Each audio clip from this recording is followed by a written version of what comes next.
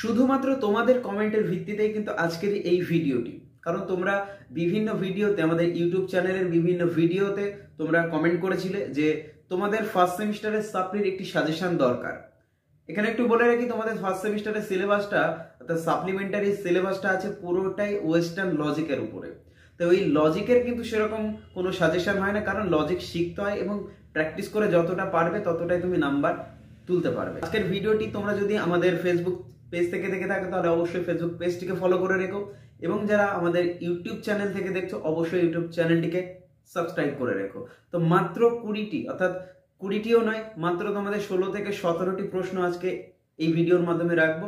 সেখান থেকে তোমরা ম্যাক্সিমামটা অর্থাৎ 5 নম্বর কিন্তু কমন পেয়ে যাচ্ছই। তো এখনো যারা এই ভিডিওটি শেয়ার করে দাওনি বন্ধুদের মধ্যে, অবশ্যই বন্ধুদের কাছে এই ভিডিওটি শেয়ার করে দিও। আর আজকে তোমাদের জন্য শর্ট কোশ্চেনের সাজেশনটা একবার দেখে নাও। তো বন্ধুরা, আজকে সাজেশনের প্রথম প্রশ্নটি তোমাদের সামনে রেখেছি, বাক্য ও বচনের মধ্যে পার্থক্য লেখো। যারা ফেসবুক থেকে দেখছো তারা অবশ্যই ফেসবুক পেজটিকে ফলো করে রেখো, এবং যারা ইউটিউব থেকে দেখছো আমাদের চ্যানেলটিকে সাবস্ক্রাইব করে আমাদের পাশে থেকো। 2 নম্বর প্রশ্ন আছে, নিরপেক্ষ বচনের গুণ ও পরিমাণ বলতে কি বোঝো? পরের প্রশ্ন আছে, সংযোজক কি?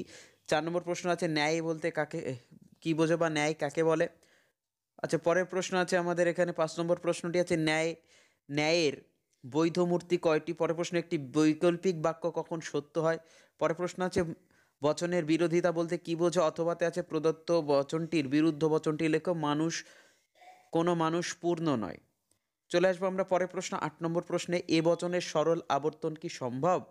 অথবাতে এর একটি প্রশ্ন রেখেছি। দেখো, অথবার প্রশ্নগুলো কিন্তু একই সেম ধরনের প্রশ্ন, কারণ এটা না দিলে অন্যটি দেওয়ার সম্ভাবনা আছে। আবর্তন করো, কেবলমাত্র ছাত্ররাই এই প্রতিযোগিতায় যোগ দিতে পারবে বা অংশগ্রহণ করতে পারবে, যে কোনো একটা বাক্য তোমাদেরকে দিয়ে দেবে। 9 নম্বর প্রশ্নটি হচ্ছে শূন্যস্থান পূরণ। আবর্তনীয়ের উদ্দেশ্য পদ আবর্তিতের ড্যাশ পদ হবে বা ড্যাশ হবে। অথবাতে একটি রেখেছি, পি সত্য এবং কিউ মিথ্যা হলে পি ডট কিউ এর সত্য মূল্য কী হবে? তাহলে পি সত্য এবং কিউ মিথ্যা হলে পি ডট কিউ এর সত্য মূল্য কী হবে? আবারও বলছি, যারা লজিক ভালো পারো তাদের জন্য সাজেশনটি অত্যন্ত কার্যকরী।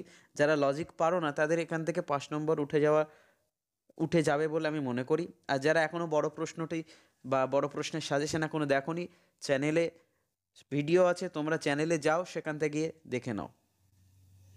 চলে আসবো পরের প্রশ্ন, কি লেখা আছে না, পদের ব্যাপ্যতা বলতে কি বোঝো? অথবা দিতে পারে, সামান্য বচনে ড্যাশ পদ ব্যাপ্য হয়। পদের ব্যাপ্যতার মধ্যেই কিন্তু এই সামান্য বচন ড্যাশ পদ ব্যাপ্য হয়, এই প্রশ্নটিও পড়ে যায়। তো চলে আসবো আমরা 11 নম্বর প্রশ্নে, অমাধ্যম অনুমান কি? অথবা দিতে পারে, বস্তুগত ব্যাবর্তন দিয়েছে বা বস্তুগত বিবর্তন কি, বা এটাও বলে দিতে পারে, বস্তুগত বিবর্তন কি যথার্থ বিবর্তন? পরের প্রশ্ন অর্থাৎ 12 নম্বর প্রশ্নের মধ্যে আছে, বচনে রূপান্তর করে একটি বাক্য দিয়েছি, চকচক অর্থাৎ সব চকচকে বস্তু সোনা নয়।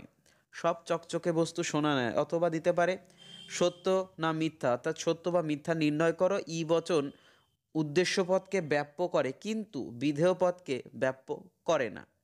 চলে আসবো 13 নম্বর প্রশ্নে। 13 নম্বর প্রশ্ন কি লেখা আছে না, ই বচনের সমবিবর্তন বা ই বচনের সমবিবর্তন কি বৈধ? চলে আসবো আমরা অথবার একটি প্রশ্নে, লেখা আছে, বিপরীত ও বিরুদ্ধ পদ বলতে কি বোঝো বা এদের মধ্যে পার্থক্য কি? বিপরীত ও বিরুদ্ধ পদের মধ্যে পার্থক্য। চলে আসবো আমরা পরের প্রশ্ন, মিলের অন্যই ব্যতিরিকী পদ্ধতির সংজ্ঞা দাও। অথবা দিতে পারে, মিলের অন্যই পদ্ধতির সাংকেতিক আকারটি লেখো। চলে আসবো আমরা পরের প্রশ্নে। তা তোমাদেরকে আবার একবার বলে দিই, যারা লজিক ভালো পারবে তারা কিন্তু এই সেমিস্টারে অবশ্যই পাশ করে যাওয়া, হামেশাই পাশ করে যাবে। বড় প্রশ্ন ভিডিও না দেখে থাকলে চ্যানেলে আছে, সেখান থেকে দেখে নাও।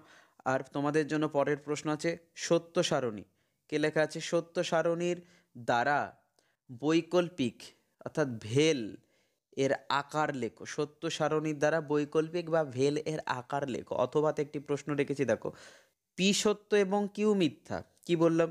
পি সত্য এবং কিউ মিথ্যা হলে P triple bar curl Q. P সত্য এবং কিউ মিথ্যা হলে P triple bar curl Q এর সত্য মূল্য কি হবে তা লেখো।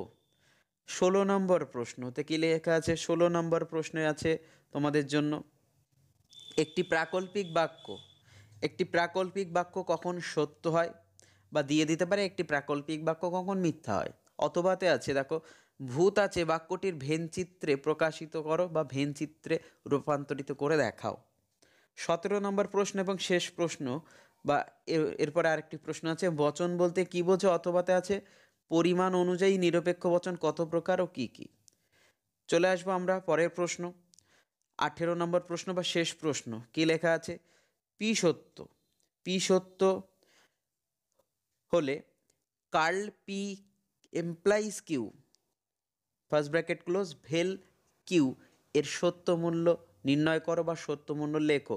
অথবাতে আছে আই বচন তার উদ্দেশ্য ও বিধেয় কোনো পদকেই ব্যাপ্য করে না, অর্থাৎ অব্যাপ্য করে, সত্য না মিথ্যা তা লেখো। তাহলে এই প্রশ্নগুলো পড়লে আমি বলছি না যে তোমরা একেবারে 15টার মধ্যে 15টাই কমন পেয়ে যাবে, এই প্রশ্নগুলো পড়ে গেলে তোমরা 5 নম্বরটুকু তুলতে পারবে। তো সবাইকে ধন্যবাদ, দেখা হবে পরের ভিডিওতে। আর এই ভিডিওটি এক্ষুনি তোমাদের বন্ধুদের মধ্যে শেয়ার করে দিও।